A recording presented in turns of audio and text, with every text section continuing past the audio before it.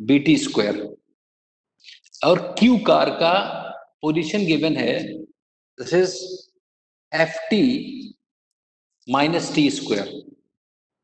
ये क्वेश्चन है। अभी क्वेश्चन पूछ रहे हैं कि what time do the cars have the same velocity, कितने टाइम के बाद वेलोसिटी सेम हो जाएगी। बहुत आसान है, इसको डिफरेंशिएट कर दो। तो अगर पी कार का जो एक्स कोऑर्डिनेट है इसको डिफरेंशिएट किया जाएगा तो पी की वेलोसिटी आ जाएगी, तो इसको डिफरेंशिएट करेंगे तो a प्लस 2bt हो जाएगा, और इसको अगर डिफरेंशिएट कर देंगे D x Q by D T, तो उससे हमें क्यू कार की वेलोसिटी मिल जाएगी किसी भी टाइम पर, तो हो जाएगा f माइनस 2t। मान लो t बराबर टी नॉट पर दोनों की वेलोसिटी p की वेलोसिटी q की वेलोसिटी के इक्वल हो गया। इसका मतलब a plus 2bt naught is equal to f minus 2t naught. T naught को इकट्ठा कर लो तो 2b plus 2, T not common हो जाएगा उधर जाकर के, is equal to f minus a हो जाएगा। तो यहां से देखो टी नॉट की वैल्यू आ गई f minus a over 2b plus 1।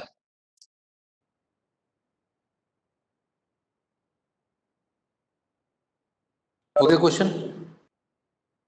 कोई डाउट किसी को? कोई डाउट किसी को? बोलो। 1 मिनट का क्वेश्चन है, ऐसा क्वेश्चन आएगा 1 मिनट से ज्यादा टाइम नहीं लगना चाहिए। विकास बोलो, बोलो भाई, किसी को डाउट? नो यस कुछ तो बहुत आसान है ना, इसमें से पोजीशन दिया है, पोजीशन को डिफरेंशिएट करोगे वेलोसिटी आ जाएगी, बस वेलोसिटी को चेक कर लो। दूसरा क्वेश्चन, नीट 2015 2000 कौन सा है ये क्या है देखो जरा। Particle of unit mass undergoes one dimensional motion such that velocity varies according to Vx is equal to beta x की power -2n, where beta and n। अब देखो ये क्वेश्चन है फिर से, ये किस ईयर में आया था प्रज्ञा, जो मैं पढ़ रहा हूँ? यूनिट मास इसमें छुप रहा है इसमें। AI 2015। AIPMT 2015। अच्छा, AIPMT 2015 ये क्वेश्चन आया था। क्वेश्चन क्या था कि यूनिट मास है तो m बराबर 1 है, ये गिवन है क्वेश्चन में। जो क्वेश्चन में गिवन है मैं लिखता जाता हूँ। उसकी वेलोसिटी किसी भी पोजीशन पर कितनी गिवन है, बीटा x की पावर -2n है ना, where beta and x constant, the acceleration of the particle is a function of x। तो हमें बताना है कि एक्सेलरेशन क्या होगा किसी भी x पर। तो वेलोसिटी दी है, हमें एक्सेलरेशन चाहिए, तो एक्सेलरेशन होता है dv बाई dt, लेकिन जो v है वो x का फंक्शन है। तो x का फंक्शन अगर v है तो उसको टाइम के रेस्पेक्ट में हम डायरेक्टली डिफरेंशिएट नहीं कर पाएंगे, उसमें एक चेन बनाना पड़ेगा। पहले हम v को x के रेस्पेक्ट में डिफरेंशिएट करेंगे, फिर x को t के रेस्पेक्ट में डिफरेंशिएट कर देंगे, बस आंसर आ गया। So a is equal to dv by dx, इसका डिफरेंशिएशन, x की पावर -2n का डिफरेंशिएशन। आपको पता है x के पावर कोई भी पावर हो तो पावर को आगे लाते हैं और पावर में से घटाते हैं, तो बीटा और पावर क्या है 2n -2n, तो इसमें से घटाएंगे 1 तो -2n -1 हो जाएगा, पावर आगे रखते हैं ना, तो -2n और पावर में से एक घटा देंगे तो डिफरेंशिएशन हो गया। ये पार्ट हमने लिख दिया। अब dx बाई dt मतलब v ही होता है, अरे ये तो वेलोसिटी है ना, तो वेलोसिटी तो ये गिवन ही है, तो इसको फिर से मल्टीप्लाई कर दो वेलोसिटी x के, बस आंसर आ गया। a is equal to minus beta into 2n, मतलब 2n बीटा और बीटा स्क्वायर हो जाएगा, ये गुणा होगा, और बाकी x की पावर -2n, तो x की पावर -4n -1। ये कहीं लिखा है ऑप्शन में कि नहीं? -2n beta square divide by x की पावर 4n + 1 भी कहीं लिखा हो सकता है, क्या ऐसा कहीं लिखा है इसी ऑप्शन में?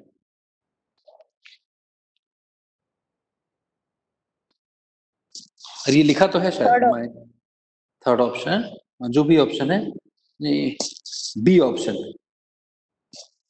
बोलो, हो गया क्वेश्चन? कोई डाउट किसी को? 1 मिनट का क्वेश्चन था ये, सबको करना चाहिए। जो बच्चे अभी जा रहे हैं एग्जाम देने, ये बहुत आसान क्वेश्चन है और ये सबको आना चाहिए। इसमें ऐसा क्वेश्चन फिर आ सकता है। स्क्रीनशॉट लेते जाओ, है ना, सॉल्यूशन का, और सीखते जाओ। कोपल? Yes sir. ये तो आसान था ना? ऐसा क्वेश्चन आएगा तो ना घबराहट नहीं होनी चाहिए, तुम लोग को बहुत शांत रहना है, उसी से क्वेश्चन सही हो जाएंगे। बस ये ध्यान रखना है कि हमें v जो है x का फंक्शन है और हमें एक्सेलरेशन पूछा जा रहा है, तो अगर कोई चीज x का फंक्शन है तो हम t के रेस्पेक्ट में डायरेक्टली डिफरेंशिएट नहीं कर पाएंगे, हमें एक चेन बनाना होगा। हमें v को t के रेस्पेक्ट में करना है तो v को x के रेस्पेक्ट में डिफरेंशिएट करना है, फिर x को t के रेस्पेक्ट में डिफरेंशिएट करना है, तो चेन बन जाएगा। ये v होता है, v को हमने छाप दिया, इसको डिफरेंशिएट कर दिया, क्वेश्चन हो गया, बहुत आसान क्वेश्चन।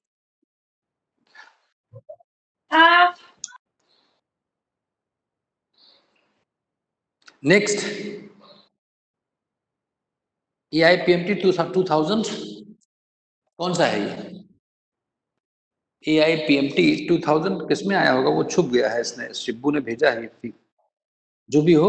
CBSE 2015।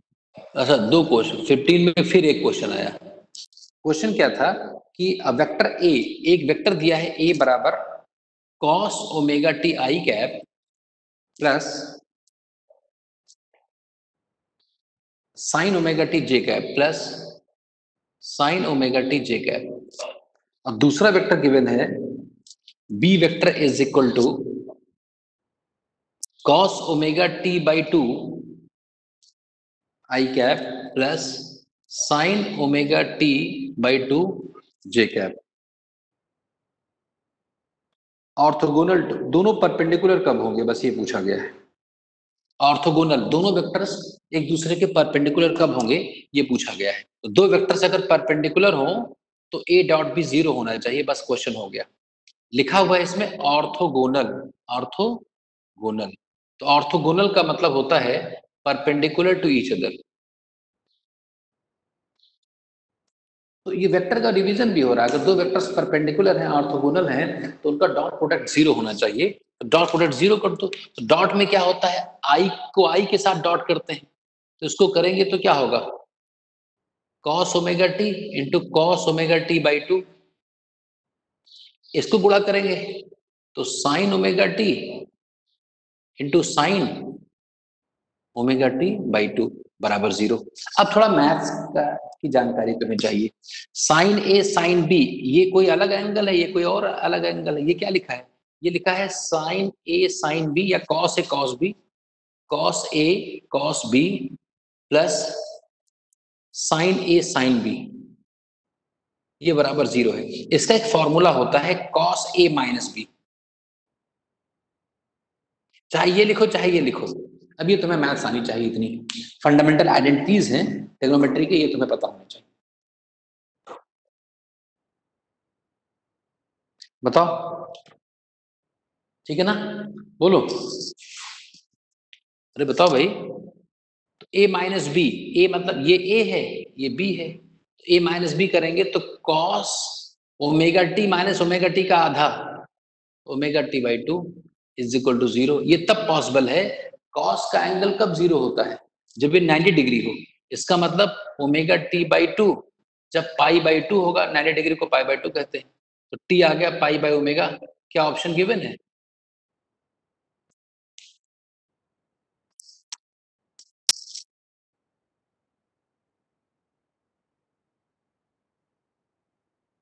C option.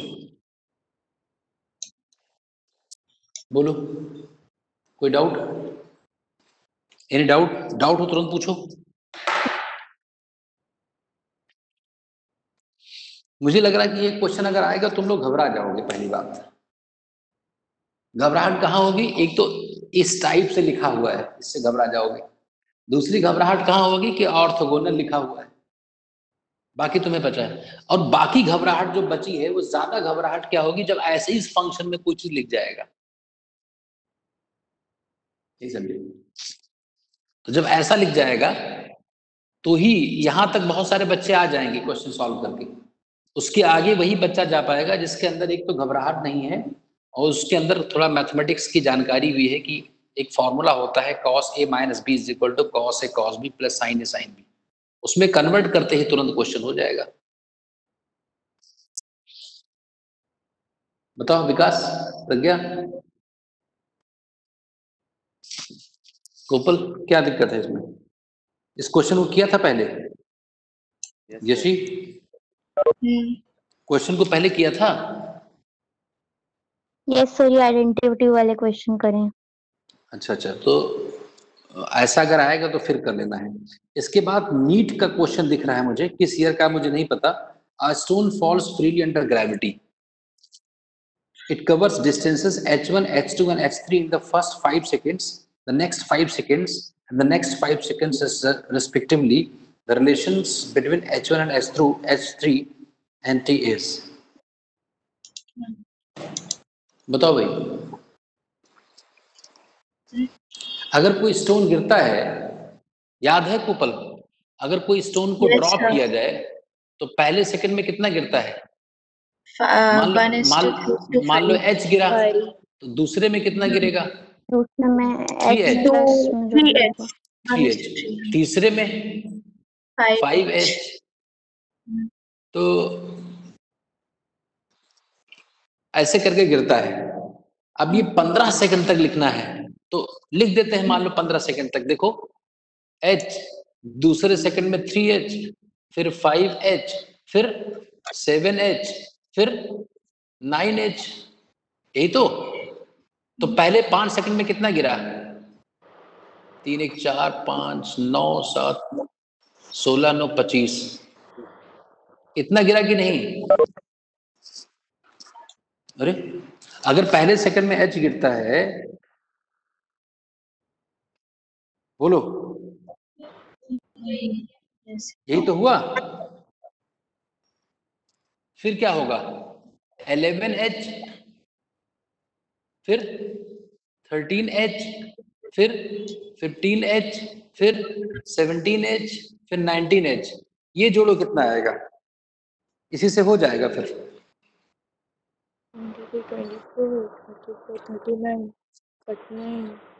16 5 21 3 24 1 25 2 2 1 3 1 4 1 5 1 6 1 7 75 हो गया ना? तो वही रेशियो आ गया 1:3:5 का ही। नहीं समझे?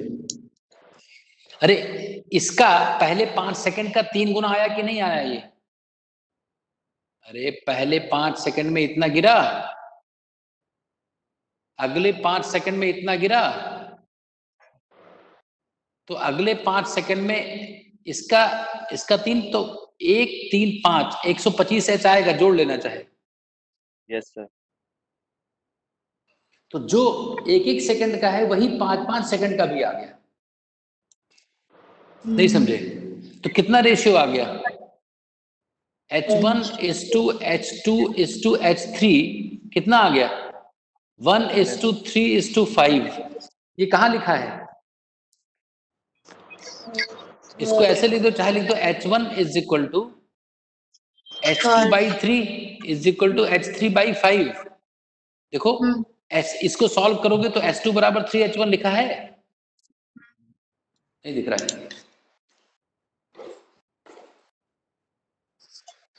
इसको सॉल्व करोगे तो, और इसको आपस में सॉल्व करोगे तो H3 बराबर 5H1 हो जाएगा। तो यही ऑप्शन कहीं लिखा होगा। ये कहीं लिखा है कि नहीं? H1 is equal to H2/3 is equal to H3/5।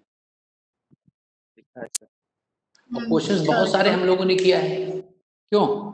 ऐसे क्वेश्चंस बहुत सारे किया है। बस ये समझ लो कि हर सेम इंटरवल में जो आएगा ना, वो 1:3:5 अगर इक्वल इंटरवल में देखा जाए तो 1:3:5 के इंटरवल में ही चलेगा डिस्प्लेसमेंट। ये तो फैक्ट बेस था। फिर सीबीएसई EIPMT 2014 में है शायद। किसमें ये कहाँ आया था भाई? नीट विकास, ये क्वेश्चन किसमें था? 2013।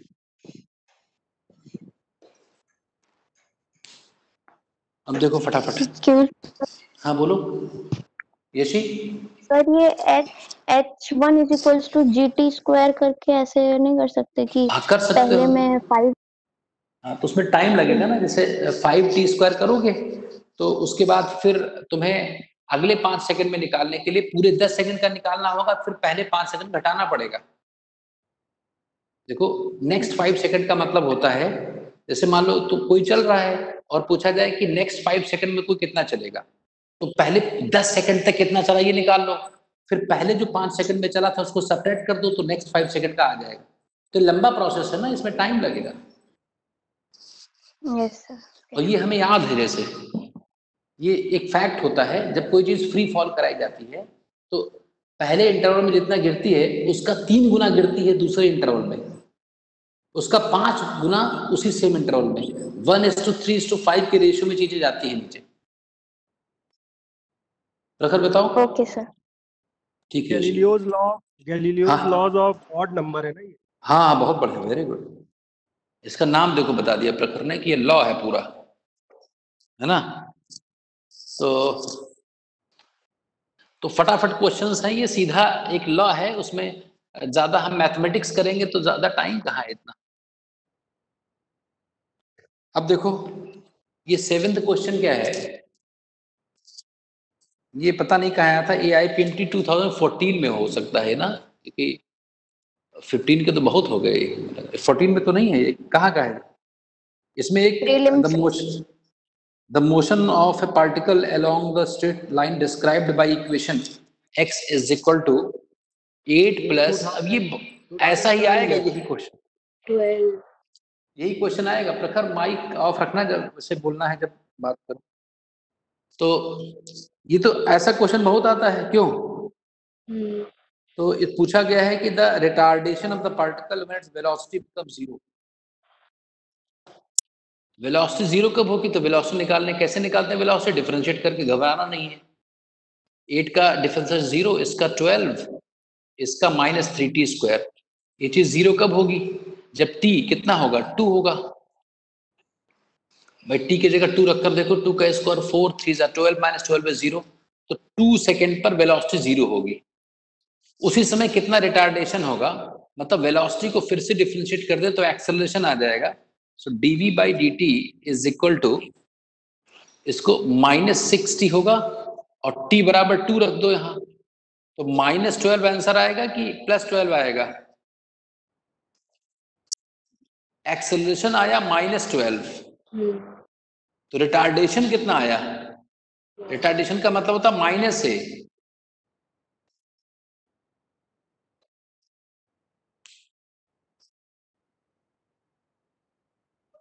और कोई आसान तरीका बताओ प्रखर।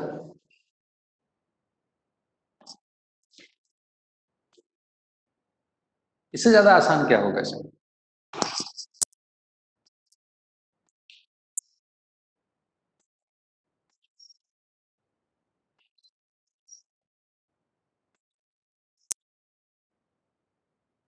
इस तरह पूछता तो कुछ कठिन अच्छा भी होता question, distance travelled in first 4 seconds, इसी इक्वेशन के लिए।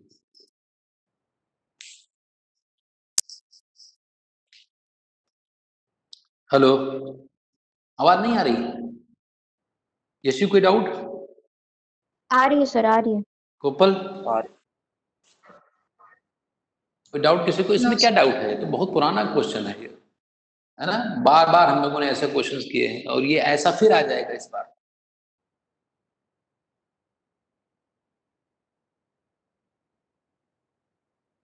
अब इसमें क्वेश्चन क्या है,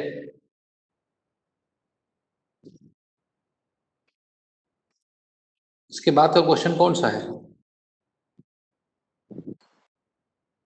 अब बॉय स्टैंडिंग 2011 का है क्या, इसके बाद का क्वेश्चन कौन सा भाई है किसी के पास।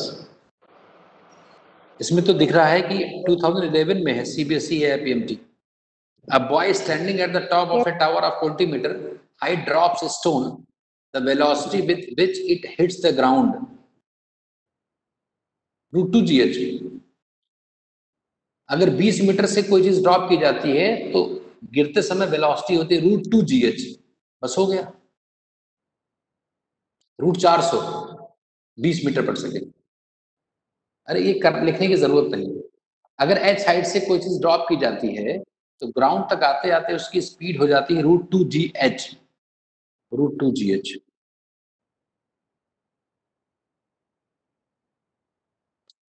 A body is moving with velocity 30 meter per second towards east. After 10 seconds, its velocity becomes 40 meter per second north. The average acceleration, HC Verma का क्वेश्चन है और हम लोगों ने क्लास में किया है, फिर से मैं आपको याद दिला देता हूँ। याद दिलाने के लिए ये है, ऐसा नहीं कि इसमें कुछ नई बात सीखोगे, तुम लोगों को सब पता है, लेकिन थोड़ा सा चीजें रिवाइज होंगी तो अगर एग्जाम हुआ तो इसको वहां तुम लोग कर सकते हो। Body is moving with the velocity towards east. एक बॉडी है ना जो ईस्ट की तरफ चल रही थी ऐसे, कितनी स्पीड से? 30 मीटर पर सेकेंड। ये उसका वेलोसिटी 1 वेक्टर है। और 10 सेकेंड के बाद इसकी वेलोसिटी हो गई नॉर्थ की तरफ और बढ़ गई थोड़ी सी 40 metre per second, 40 metre per second. और कितने 10 सेकंड लगा, ये वेलोसिटी v2 तो पूछा गया है ना। ठीक है, एवरेज एक्सेलरेशन बहुत आसान, क्या होता है formula? v2 vector minus v1 vector by delta T, ये एवरेज निकालने का फॉर्मूला है। v2 वेक्टर कितना है? अरे 40-30 से तो 50 ही आएगा। v2 वेक्टर क्या है? 40j cap. v1 वेक्टर क्या था? 30i cap. टाइम कितना लगा? 10 सेकेंड्स। कितना आ गया? 4j cap minus 3i cap. Average acceleration, इसका मॉड निकाल लो तो 5 होगा। डायरेक्शन क्या होगा बताओ, कौन बताएगा? एवरेज एक्सेलरेशन का डायरेक्शन क्या होगा? हाँ, आंसर तो आई गया 5।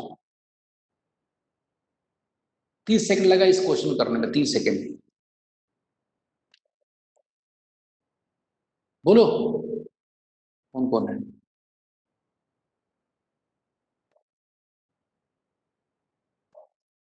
शिबू बताओ, इसका डायरेक्शन क्या होगा? एवरेज एक्सेलरेशन का डायरेक्शन क्या होगा? डायरेक्शन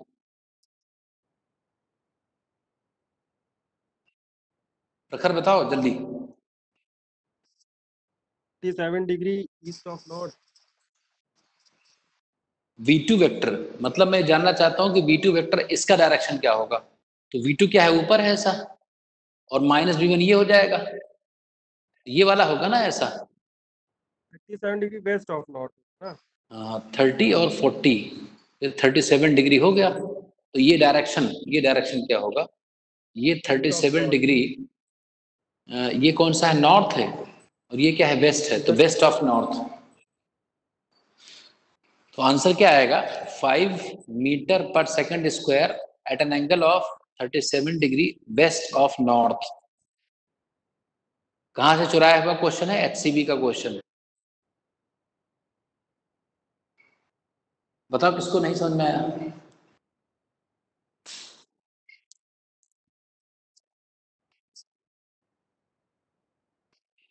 विकास? यस सर, आ गया। अच्छा एक बात बताओ विकास, कि अगर कोई एक बॉय है जो रन कर रहा है ईस्ट की तरफ और उसको नॉर्थ की तरफ घूमना है सेम स्पीड से, तो उसकी ट्रेजेक्ट्री क्या होगी कम से कम टाइम में घूमने के लिए? क्वेश्चन समझो। अगर कोई इधर जा रहा है, एक बॉय ईस्ट की तरफ जा रहा है ना, और ईस्ट की तरफ जा रहा है और उसको घूम करके नॉर्थ की तरफ, जैसे तुम दौड़ना शुरू कर रहे हो ईस्ट की तरफ और तुमसे कहा जाए कि तेजी से घूम करके नॉर्थ की तरफ चले जाओ, तेजी से घूमना है, तेजी से घूमना है, उसी स्पीड से, स्पीड नहीं बढ़ाना है, घुमाना है। तो तुम्हारा पाथ, तुम किस पाथ पर घूमोगे कि सबसे कम टाइम में घूम जाओ? तुम्हारा पाथ क्या होगा? जैसे ऐसे ही जाओगे, पहला पाथ तो यही हो गया, या सर्कल के फॉर्म में जाओगे, या पैराबोला का सेक्शन होगा, या इलेक्ट्रिकल सेक्शन होगा? प्रखर,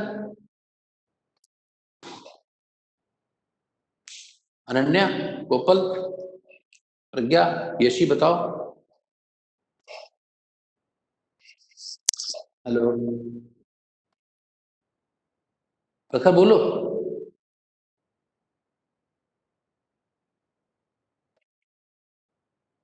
वे नहीं बोल रहे।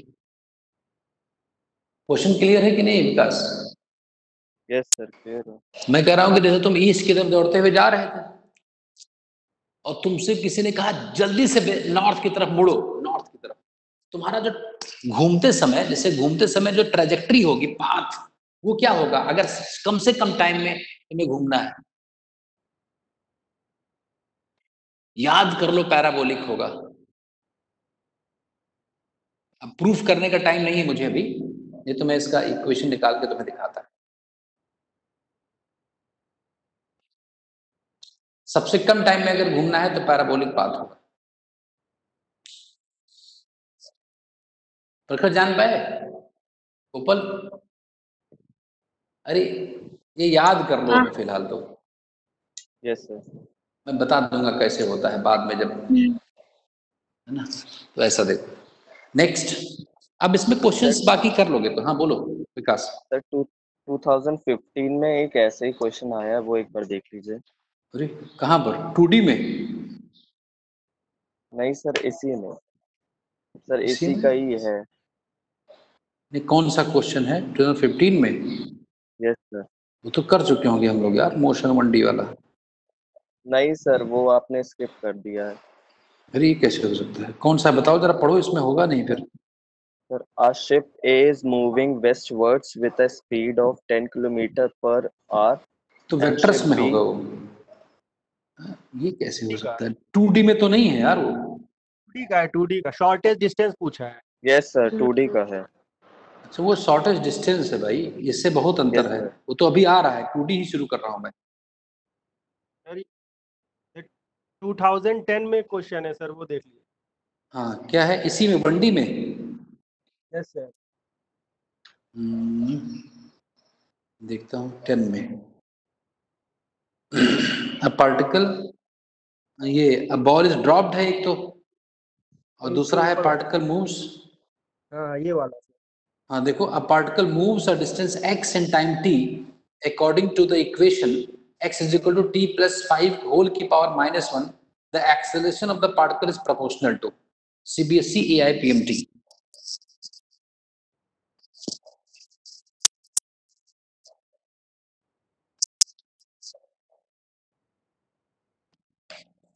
CBSE AI PMT question is,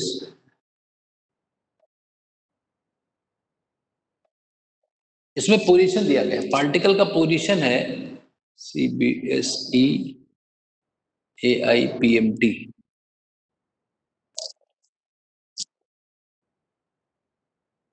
एक टीचर छैया छैया गाना गा रहा था इसे पढ़ाते वक्त, पता होगा प्रखर को। देखो तो ये पोजीशन दिया है, इसका एक्सेलरेशन पता करना है किसके प्रोपोर्शनल है। क्यों? अरे ठीक है ना ये तो। हेलो, आवाज आ रही है? सब लोग चुप हो जाते तो लगता है आवाज ही नहीं आ रही।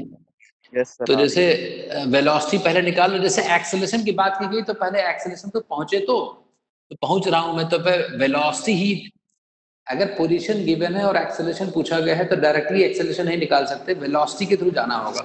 तो वेलोसिटी में इसको डिफरेंशिएट करो, तो डिफरेंशिएट करने के लिए पावर आगे और पावर में से एक कम, ये आ गया, वेलोसिटी आ गई। फिर एक्सेलरेशन पूछा गया तो वेलोसिटी को डिफरेंशिएट, तो पावर आगे, तो -1 इंटू -2 2, और पावर में से एक कम। अब पूछा गया है कि वेलोसिटी किसके प्रोपोर्शनल है, कहा गया। अब तो हो गया ये। एक्सेलरेशन। अब हाँ, एक्सेलरेशन जो है t+5 को हम हटा भी सकते हैं, जैसे किसी भी तरीके से। अगर मैं t+5 को यहाँ से हटाऊं x के फॉर्म में, तो t+5 की पावर -1 x लिखा जा सकता है, नहीं समझे? Yes sir. तो देखो t की पावर +5, तो ये अच्छा, ये -3 को मैं ऐसे लिख दूं तो किसी को दिक्कत है?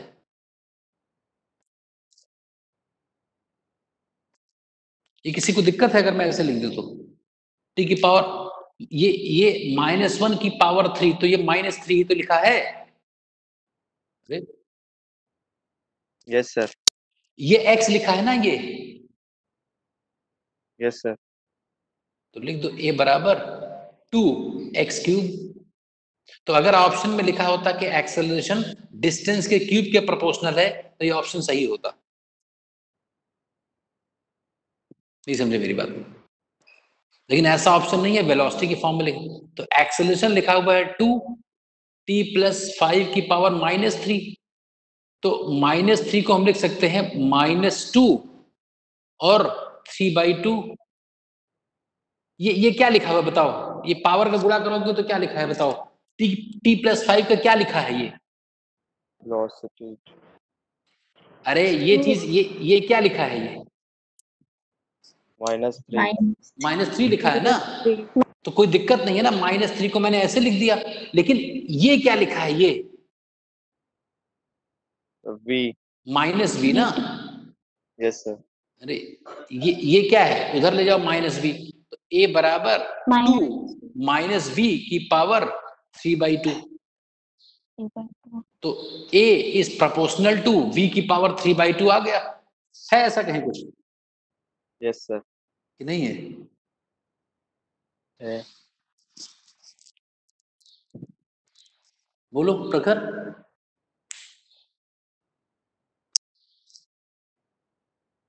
हेलो प्रखर, तुम्हारा क्वेश्चन था। सर हो गया, थैंक यू सर। तो ये समझ गए ना बात को? जैसे इसी में मैनिपुलेट कर दो।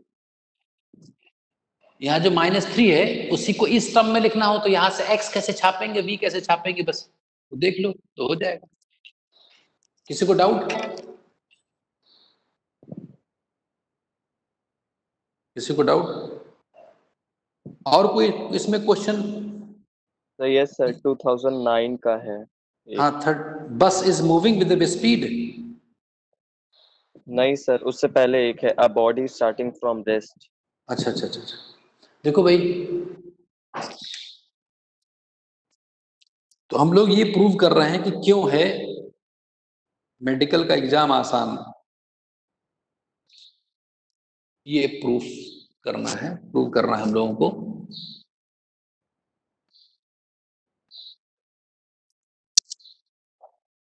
Complacency is required only. A particle starts its motion. नहीं sir, a body starting from rest is moving under a constant acceleration up to 20 seconds. If it moves s1 distance in 10 seconds, in first 10 seconds. तो हमारे में लिखा a particle starts its motion from unrest under the action of a constant force. If the distance covered in first 10 seconds is, ये तो हो गया first 20 second, 4s1 आ जाएगा। अरे भाई s बराबर ut plus half at square होता है, तो टाइम डबल होगा तो t स्क्वायर 4 गुना हो जाएगा।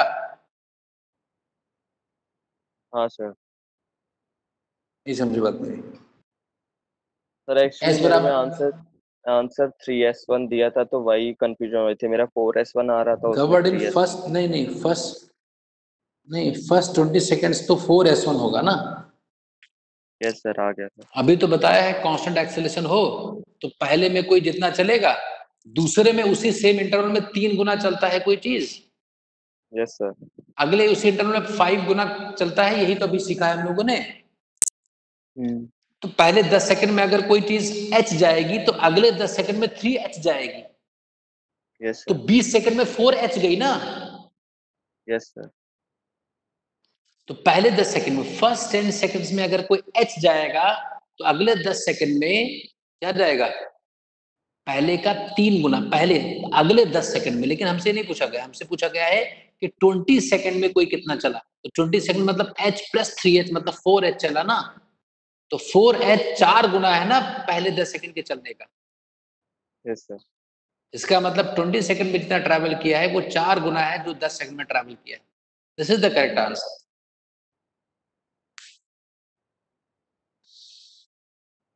गोपाल और कोई क्वेश्चन?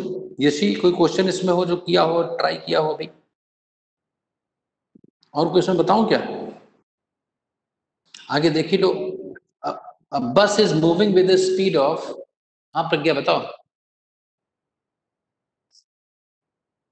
PMT 2010 का है। A हाँ ball is हाँ, dropped from a high rise अच्छा वही छोड़ दिया फिर। at t equals 0, हाँ हाँ हाँ। starting from it. तो ये वाला ही box. A ball is dropped from the high-rise platform at t is equal to 0 starting from rest. After 6 seconds, another ball is thrown downwards from the same platform with the speed b. The two balls meet at t is equal to 18 seconds. अच्छा throw किया गया है।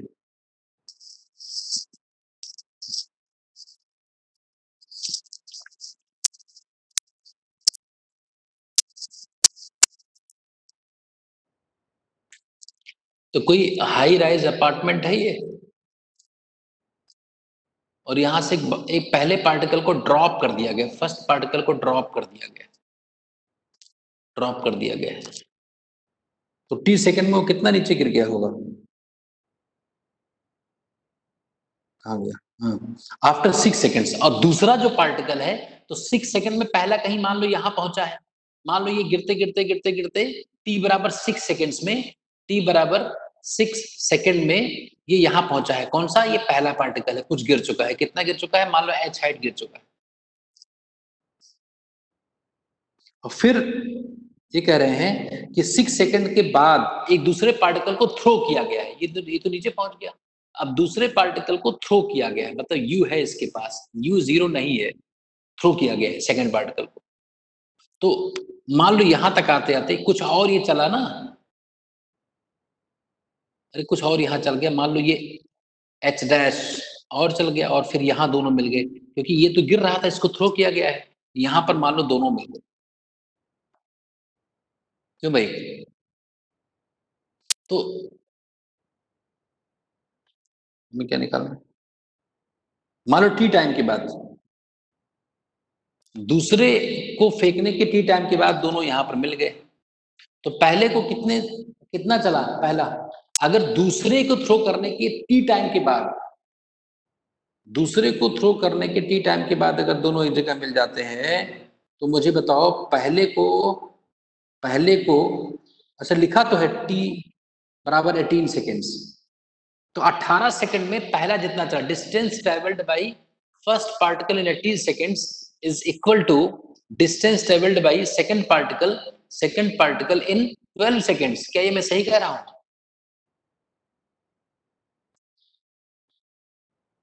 अरे ये क्या मैं सही लिख रहा हूं? 6 सेकंड के बाद ही तो दूसरा वाला ट्रैवल छोड़ा गया था, तो पहला वाला 18 सेकंड जब गिर चुका होगा, तो दूसरा वाला 12 सेकंड में ही तो कवर कर लेगा वो चीज को। 6 सेकंड तो ज्यादा चल चुका है ना वो। फिर बोलो, इसके लिए इक्वेशन लगाओगे ut plus half it square, u 0 था तो हाफ gt स्क्वायर, g को 10 मान लो, t मतलब 18 का स्क्वायर। क्यों? ये क्या होगा? u into 12 plus half into g into 12 का स्क्वायर। सॉल्व कर लो, आंसर आ गया। Any doubt? इक्वेशन के थ्रू तो आ रहा है सर, जैसे आप 1:3:5 के रेशियो में बताते हैं उस तो वो तरीके से एक बार। ड्रॉप करने पर तो हो जाएगा, लेकिन जो थ्रो किया गया है ना, हाँ हाँ उसमें तो हमें लगाना पड़ेगा ना। वो तो ड्रॉप वाले के लिए 1:3:5 होता है।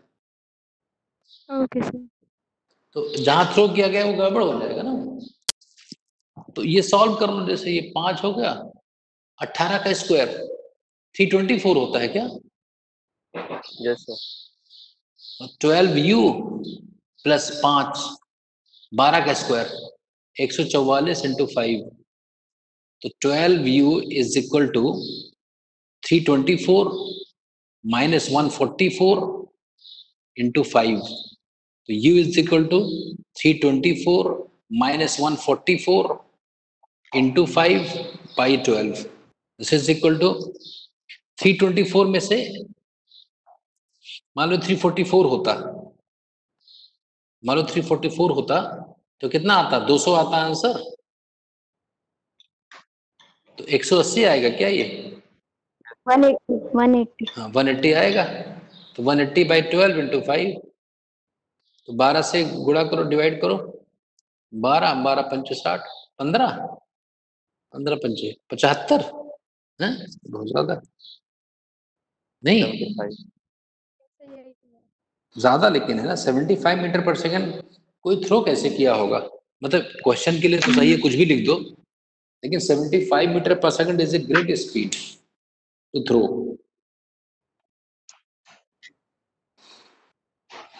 और कोई क्वेश्चन इसमें बताओ, नहीं तो मैं 2D शुरू करूँ अब, क्योंकि ऐसे ही क्वेश्चंस आते हैं। ये एक क्वेश्चन में देख रहा हूँ, ये लिखा हुआ है a car moves from x to y with uniform speed vu and returns to x with speed vd, the average speed. नहीं तो हो गया, ये तो करा दिया। और कोई क्वेश्चन किसी को पूछना हो स्पेशली काइनेमेटिक्स का, या कोई कंसेप्ट जानना हो काइनेमेटिक्स का जो भूल गए हो, तो मैं बता दूं। ये देखो 13 देख लो, AIPMT 2009, a bus is moving with a speed of 10 meter per second on a straight road. A scooterist wishes to overtake the bus in 100 seconds. If the bus is at distance of 1 kilometer from the scooterist, with what speed should the scooterist chase the bus? इस scooter वाला है जो बस को chase करना चाहता है, बस से कितना पीछे है, 1 किलोमीटर पीछे है ना, और बस कितने स्पीड से चल रही है, 10 मीटर पर सेकंड से, और 1 किलोमीटर पीछे है। If the bus is at a distance of, अच्छा आगे है बस, वो इसको चेज द, तो कितने स्पीड चले इसमें तो बताओ। अरे तो ओवरटेक करने के लिए,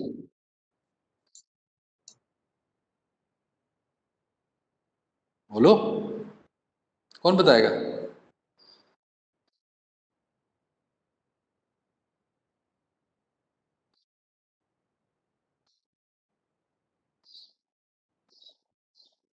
ये बताओ।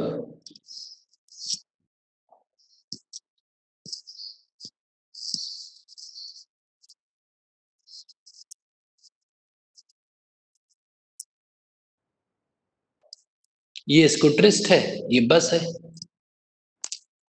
इसको ये 1 किलोमीटर, बस जो है 1000 मीटर दूर है। जब मैंने देखा कि मुझे ओवरटेक करना है, तो मेरी स्पीड कितनी हो कि इसको ओवरटेक करने हम, अच्छा 1 किलोमीटर दूर है, और with should chase the bus, तो इससे ज्यादा स्पीड होगी, 10 से ज्यादा ही आंसर आना चाहिए। अरे 10 मीटर पर सेकंड तो बस की है ना, तो इसको अगर ओवरटेक करना है तो तेज चलना चाहिए तुम्हें, तो इसकी स्पीड ज्यादा होनी चाहिए। मान लो v है, तो डिफरेंस कितना है, v माइनस 10, v माइनस 10 से, अच्छा t टाइम दिया तो है, तो रिलेटिव वेलोसिटी लिख लो, तो बस को रोक देते हैं, बस को रोक देंगे तो बस के रेस्पेक्ट में इसकी वेलोसिटी क्या हो गई, v माइनस 10, तो 1000 मीटर जाना है और v माइनस 10 स्पीड से, और टाइम दिया गया है क्वेश्चन, कितना टाइम, कितना है 100 सेकेंड, 100 सेकेंड, बस क्वेश्चन हो गया।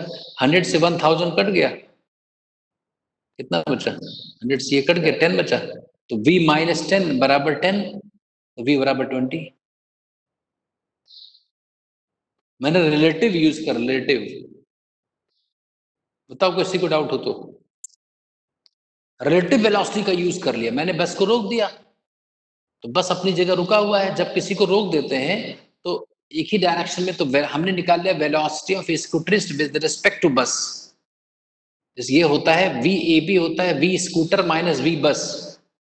स्कूटर की वेलोसिटी कितनी है, v मैंने माना हुआ है राइट, और बस की कितनी है 10, तो velocity of scooter with respect to bus कितना होगा, v माइनस 10, जिसके रेस्पेक्ट में निकालते हैं उसको रुका हुआ मान लेते हैं। अब बस रुकी है और मुझे पहुंचना है बस तक कितने टाइम में, 100 सेकंड में, तो टाइम बराबर कितना जाना है, डिस्टेंस बटे जितनी वेलोसिटी v एस बी, इसी फॉर्मूले से तुरंत आ गया 30 सेकंड में। डाउट बताओ किसी को, अरे डाउट पूछो भाई बच्चे, क्या डाउट है इसमें, नो सर। जल्दी बोलो। और कोई, कोपल समझ में आ गया? Yes sir. इसको पुराने मेथड से नहीं करना है, इसको भी चला रहे, इसको जब दो चीजें चल रही हो तो एक को रोक दो तो आसान हो जाता है ना क्वेश्चन। तो दो चीजों में से एक को रोकने वाला काम कौन करता है फिजिक्स में? फिजिक्स में ऐसा कौन सा टूल है जब दो चीजें चल रही हो तो एक को रोक दे? अरे बोलो, भूल गए तुम लोग? अगर दो चीजें मूव कर रही हैं और एक को रोकना हो तो फिजिक्स में कौन सा टूल है जो हम यूज करते हैं एक को रोकने के लिए? नहीं कोई बताएगा? विकास, इसे पता ही नहीं तुम लोगों को? फिर से पढ़ाना पड़ेगा तुमको। बताओ। Relative motions. रिलेटिव मोशन बोलो तो इसको बोलते क्यों नहीं हो तुम लोग? सबको पता है भाई, नहीं पता है ये? रिलेटिव मोशन का चैप्टर ही किस लिए है? रिलेटिव मोशन के चैप्टर इसी को तो पढ़ा था इसीलिए कि जब हमें दो चीजें चल रही होंगी तो एक को रोक देंगे तो आसानी हो जाएगी ना उसको पकड़ने में। तो एंड टाइम पर जब इसकी जरूरत पड़ी तो भूल थोड़े जाएंगे हम लोग।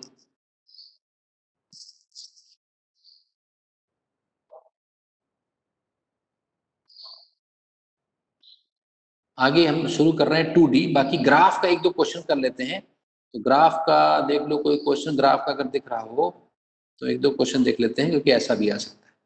एक अच्छा क्वेश्चन मुझे 94 का दिख रहा है। AIPMT 1994 में क्वेश्चन आया है, a car accelerates from rest at a constant rate alpha for some time, after which it decelerates at a constant rate beta and comes to rest. If the total time elapsed is t, then the maximum velocity acquired by the car.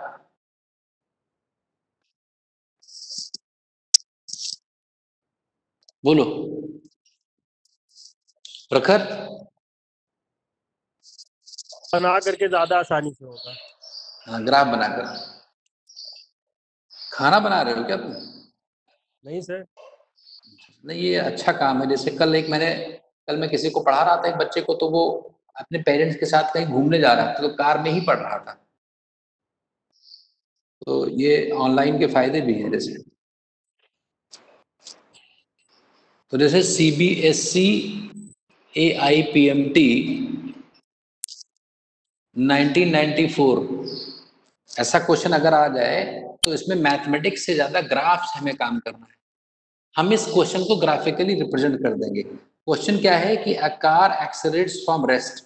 Rest मतलब graph यहां से शुरू होगा, VT graph में बना रहा हूं, और इसका कांस्टेंट रेट है अल्फा। तो अल्फा से इसको एक्सेलरेट किया गया, तो इसका जो स्लोप है ना, मान लो इसकी मैक्सिमम वेलोसिटी V0 है, तो किसी t टाइम तक इसको मान लो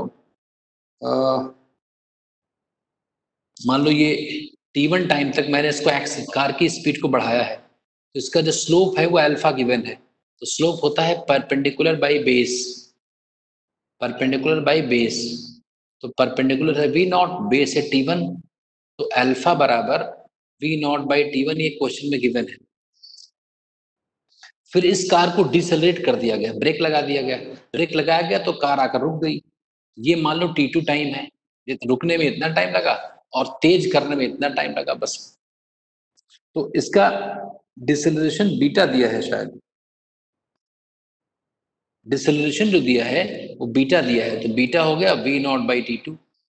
बीटा मतलब इसका स्लोप, इस लाइन का स्लोप। हालांकि मुझे निकालना ही चाहिए, लेकिन मैं वैल्यू बता रहा हूँ। डिसेलरेशन कर रहा हूं तो इसका नेगेटिव, तो इस लाइन का स्लोप क्या होगा? Perpendicular by base. तो परपेंडिकुलर है V0, बेस है T2, तो ये आ गया। तो T1 कितना आ गया? यहां से अगर देखा जाए तो T1 कितना लिखा है? T1 V0 बाई अल्फा, और T2 कितना लिखा है? V0 by beta. तो क्वेश्चन में दिया है कि T1 plus T2 is equal to T, ये गिवन है क्वेश्चन में। तो V0 common, 1 by alpha plus 1 by beta is equal to T given है, और V0 पूछा गया है। ये तो पूछा गया V0 ही तो इसका एलसीएम होगा अल्फा बीटा, जो उधर चला जाएगा, तो alpha beta T divided by alpha plus beta is your answer. Dot बताओ। डिस्टेंस निकालने के लिए, एरिया निकालने के हाँ, डिस्टेंस निकालना हो, डिस्प्लेसमेंट निकालना हो तो भी एरिया निकल आएगा इस केस में। अगर ग्राफ नीचे चला जाता, जिससे किस नेगेटिव में कोई चीज जाकर रुकी वेलोसिटी नेगेटिव के साथ, तो डिस्टेंस निकालते समय हम इसका एरिया ऐड कर देते, डिस्प्लेसमेंट के लिए घटा देते। लिए सी आंसर आता है। अच्छा, अगर एरिया निकालते तो सी आता।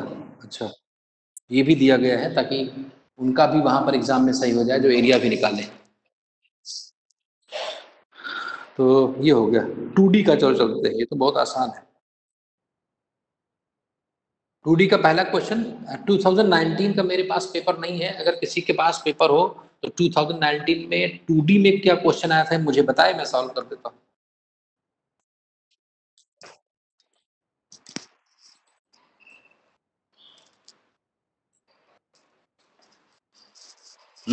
बोलो।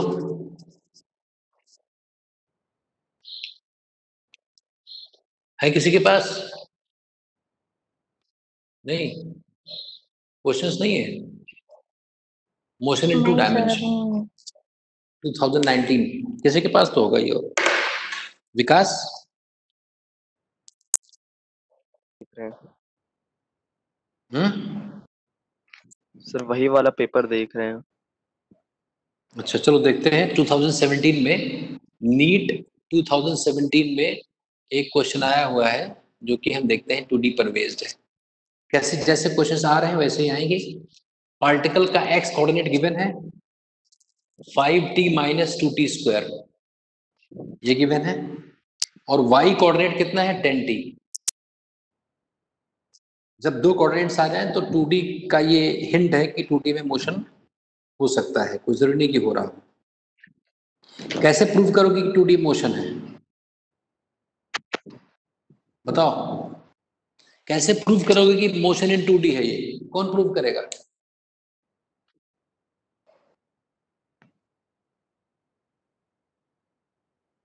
बोलो, कैसे प्रूव करोगे कि मोशन 2D है? एक्स और वाई कोऑर्डिनेट दो है तो इसलिए। नहीं, ये गलत है ना। एक्स वाई कोऑर्डिनेट देख करके हम नहीं बता सकते कि 2D है कि नहीं।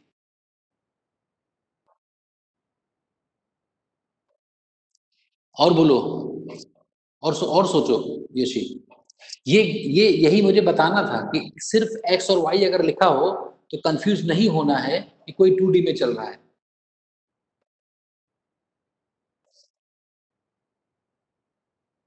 बताओ अनन्या। 2t अनन्या है? स्क्वायर। हाँ, टी स्क्वायर है। देखो ऐसा किया करो तुम लोग, इसको पहले वेलोसिटी निकालो। एक्स कंपोनेंट कितना होगा, डिफरेंशिएट करो, क्या आएगा? 5t का डिफरेंशिएशन 5 और टी स्क्वायर का 4t।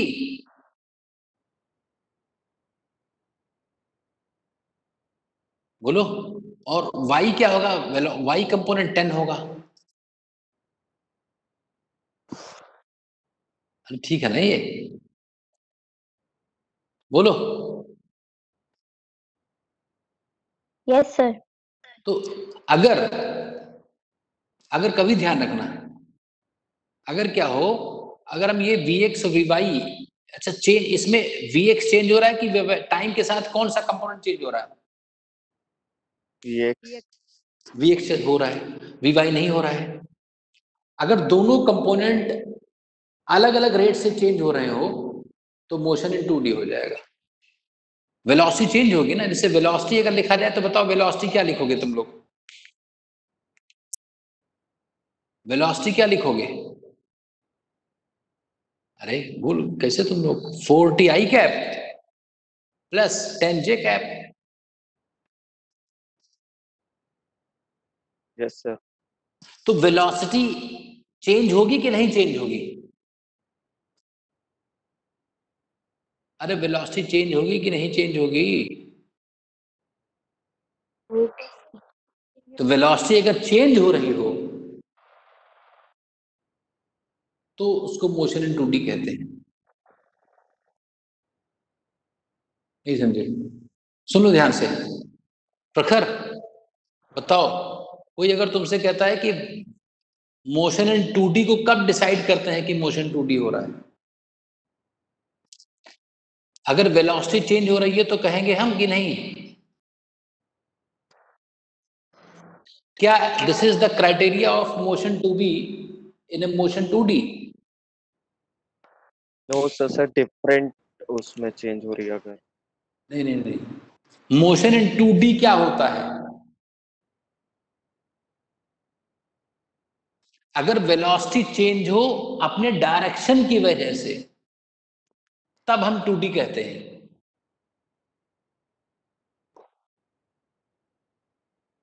वेलोसिटी चेंज हो, देखो वेलोसिटी वेक्टर क्वांटिटी है, वेलोसिटी एक वेक्टर क्वांटिटी है, इसमें दो चीजें होती है, मैग्नीट्यूड होता है और डायरेक्शन होता है।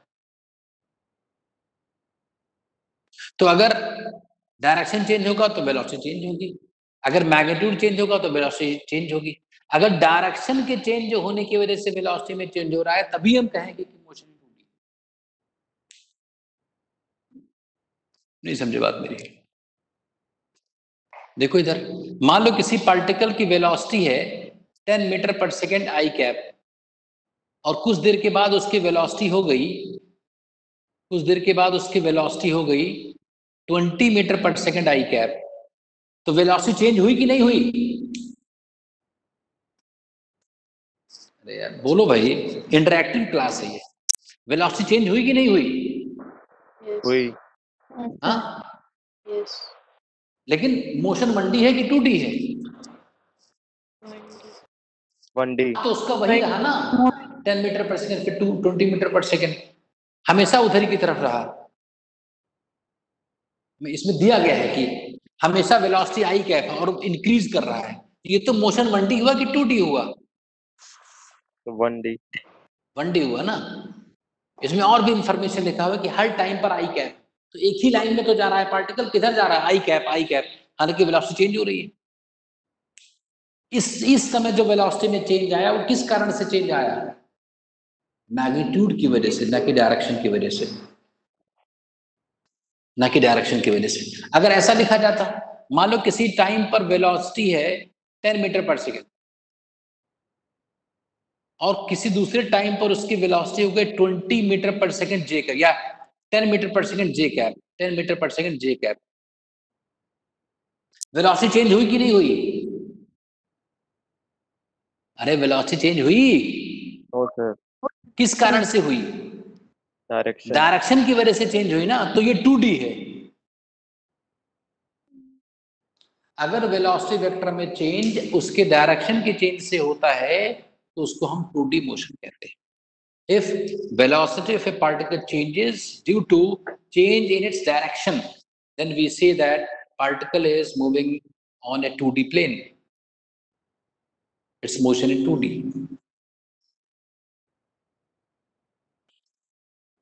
बोलो।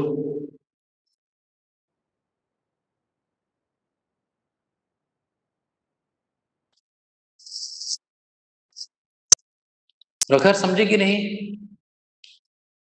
कोपल, सब लोग बताओ, ये 2D कैसे प्रूव करोगे? इसका एक कंपोनेंट तो फिक्स्ड है, एक कंपोनेंट घट रहा है ना, तो डायरेक्शन चेंज हो रहा है। ये जो वेक्टर है, अगर किसी वेक्टर के दोनों कंपोनेंट्स में एक कंपोनेंट चेंज हो जाए, एक ना चेंज हो, तो इस वेक्टर का डायरेक्शन चेंज होगा ना। Yes sir. तो 2D है, तब 2D है, ये नहीं कि जैसे x और y देख लिया और 2D कह दिया। मुझसे पूछा गया एक्सेलरेशन कितना होगा शायद, तो इसको फिर से डिफरेंशिएट कर दो वेलोसिटी को, तो -4 आई कैप, और ये कांस्टेंट है तो 0, तो एक्सेलरेशन -4 आई कैप आ गया। कहीं लिखा है क्या? Yes sir. क्या लिखा है ऑप्शन में? -4 मीटर पर सेकेंड स्क्वायर। बस हो गया, ये बहुत आसान था, बात समझ लो।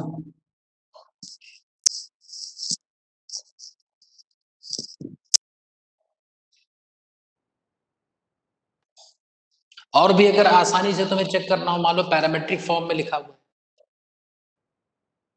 तुम y/x कर दो या x/y कर दो, x बाई वाई करेंगे तो ये आ जाएगा 5t minus 2t square by 10t। क्या इसमें टाइम कट पाएगा? टाइम हट नहीं पाएगा ना इसको डिवाइड करने पर। x बाई वाई अगर एक कांस्टेंट आ जाए तब 1d होगा, अगर कांस्टेंट आया तो 1d होता। y बराबर mx प्लस c का इक्वेशन आ जाता ना। ये कांस्टेंट नहीं आएगा, ये वेरिएबल टर्म आएगा, क्योंकि t तो एक t तो मान लो कट जाएगा लेकिन एक t तो बचेगा। तो x कोऑर्डिनेट और y कोऑर्डिनेट का रेशियो अगर वेरिएबल हो, टाइम का फंक्शन हो तो 2d है, और अगर x और y का रेशियो कांस्टेंट हो तो y बराबर mx टाइप की इक्वेशन बन जाएगी, तो ये स्ट्रेट लाइन हो जाएगा ना। अरे भाई समझ नहीं पा रहे हो मेरी बात, समझे कि नहीं बच्चे? समझ। तो सिर्फ x और y नहीं देखना है, हमें ये भी देखना है कि उसका रेशियो क्या है। x और y का रेशियो अगर कांस्टेंट आ जाता है तो मोशन मंडी होगा, और x और y का रेशियो में अगर टाइम का फंक्शन है तो 2d होगा।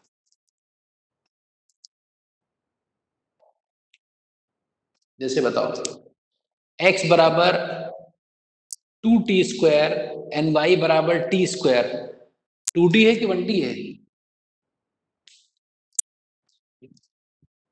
यशी 2d है कि 1d है? हाँ कट जाएगा। हाँ, तो कांस्टेंट आ जाएगा ना, तो 1d है ये।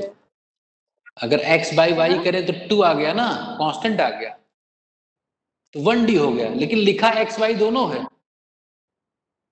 आमतौर पर बच्चे यही समझते हैं कि अगर x और y लिखा है तो 2d मोशन है, लेकिन ऐसा नहीं है। हमें डिवाइड करके चेक करना है, अगर दोनों को डिवाइड करने पर कांस्टेंट चीज मिलती है तो 1d हो गया।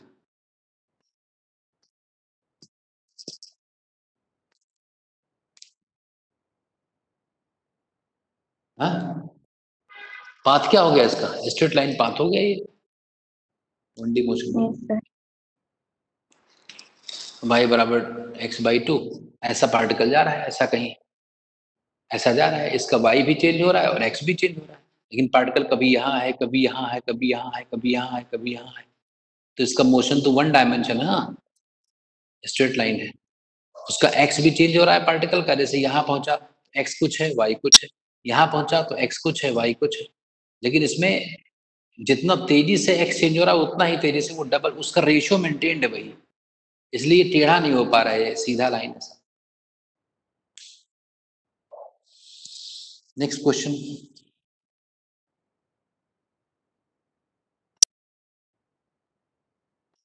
the magnitude of the sum of two vectors is equal to the magnitude of difference of the two vectors, the angle is 90 degree। अगर दो वेक्टर्स के सम, अगर दो वेक्टर्स का सम का मैग्नीट्यूड है ना इज इक्वल हो तो 90 डिग्री होता है, ये पता है ना।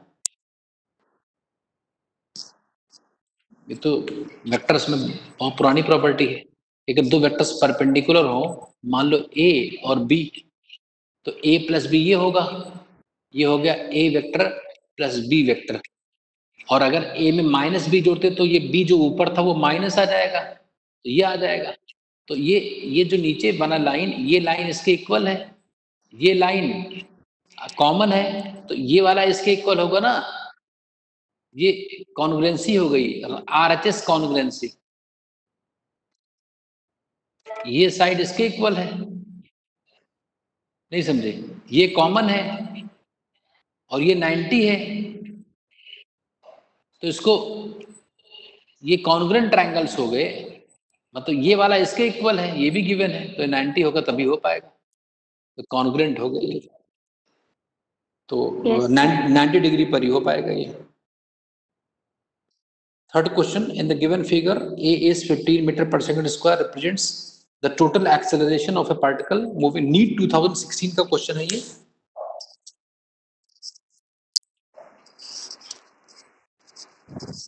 सर 2019 का क्वेश्चन आपको भेज दिया होगा। अच्छा अच्छा, लेकिन यार मेरे उस पर वो चल रहा है, तुम पढ़ दो पढ़ दो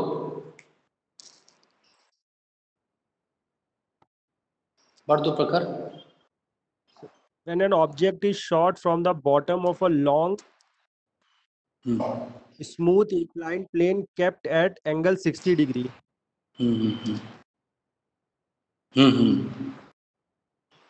with a horizontal, it can travel a distance x1 along the plane. But when the inclination is decreased to 30 degree,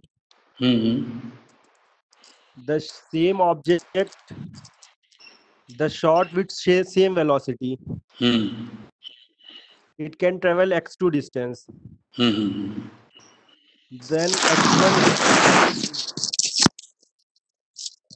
x1 x2 में रेशियो बताना है। yes sir. तो देखो इसमें क्या काम कर सकते हैं कि तुम कह रहे हो कि सेम पार्टिकल है और सेम स्पीड से फेंका गया है, क्यों? Yes sir. एंगल ही तो चेंज है। ये बताओ कि दोनों पार्टिकल्स की इनिशियल काइनेटिक एनर्जी सेम है कि नहीं? दोनों पार्टिकल की इनिशियल काइनेटिक एनर्जी सेम है कि नहीं? अरे हाफ एम स्क्वायर इसका भी है, इसका भी सेम है। और दोनों पार्टिकल जब मैक्सिमम डिस्टेंस पर पहुंचेंगे तो काइनेटिक जीरो हो जाएगी, इसकी भी और इसकी भी। तो मैं ये कह रहा हूं कि मान लो ये H है तो ये भी तो H होना चाहिए, पोटेंशियल इक्वल होना चाहिए। अगर यहाँ पर काइनेटिक, यहाँ पर काइनेटिक, यहाँ पर काइनेटिक इक्वल है तो यहाँ पर पोटेंशियल यहाँ के पोटेंशियल के इक्वल होना चाहिए। नहीं समझे मेरी बात?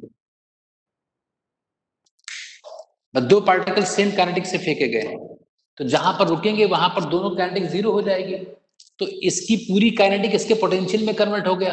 तो इस पॉइंट पर इसका पोटेंशियल कितना होगा? mg(h1) मैंने कह दिया, h1 मान लो कह दिया। और यहां पर पोटेंशियल क्या होगा? mgh2। रेफरेंस ग्राउंड से इंक्लाइंड है दोनों, तो ये दोनों इक्वल होने चाहिए क्योंकि ये दोनों इक्वल थे। ये बात मैं सही कह रहा हूं कि नहीं? Yes sir. इसका मतलब h1 बराबर h2 होना चाहिए,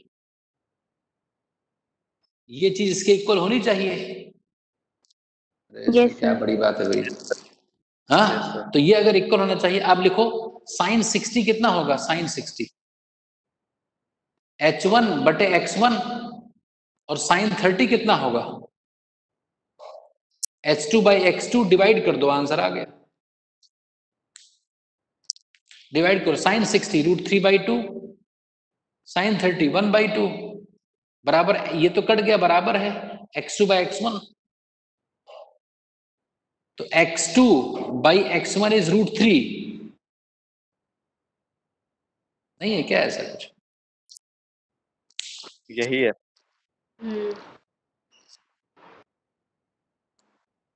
बताओ, ये बात समझ पाए प्रखर?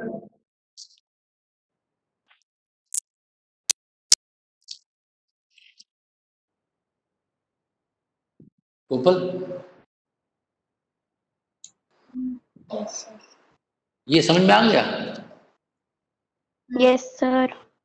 अगर सेम काइनेटिक, इन दोनों की काइनेटिक सेम है तो पोटेंशियल भी सेम होगा। मास सेम है तो हाइट सेम होना चाहिए, तो h1 और h2 इक्वल हो गया, ये हाइट और ये हाइट। तो मैंने sin 60 निकाल दिया, डिवाइड कर दिया, तो sin 60 sin 30। अरे बोलो। तो आज के लिए इतना ही है, फिर डिस्कस कर लेंगे। कब डिस्कस करें? कब है तुम लोग का एग्जाम की डेट? कब है? 26 जुलाई। 26 जुलाई को।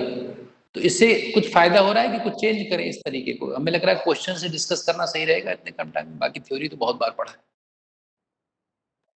ऐसे सही है सर। ये लोग बताएं।